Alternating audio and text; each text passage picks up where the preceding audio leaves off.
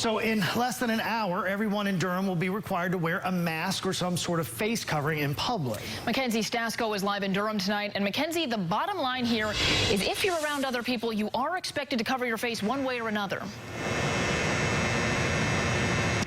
Maggie, that's right. Now, it can be a store-bought mask, a homemade one, or a t-shirt, a scarf, or even a bandana. Anything, any way you choose to improvise. It's going to be required starting tomorrow, anytime you're at a grocery store or in public here in Durham.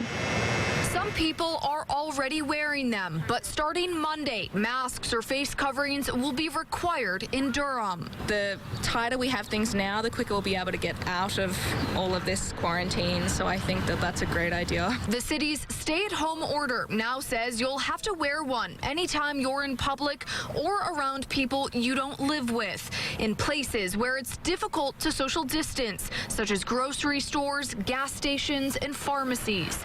Masks and face coverings will also be required when you're on the bus, but the city says if you don't wear one, you won't be kicked off. I think it's pretty good, especially for me. I'm a high school senior, and so I'm missing out prom. Yesterday was prom, so I was pretty sad, and so we need to help each other during this moment. Valera tells me she plans on wearing a bandana, but she knows not everyone will do the same.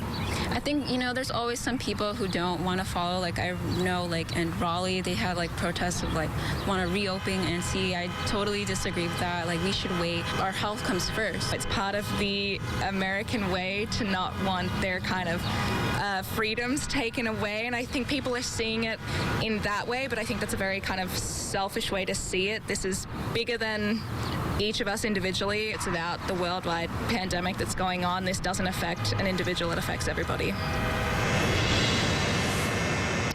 Now, we do want to mention, despite having a mask or a face covering, you are still expected to social distance and try and do your best to stay at least 6 feet away from other people. These new requirements go into effect tonight at midnight. Live in Durham, Mackenzie Stasko, CBS 17 News. All right.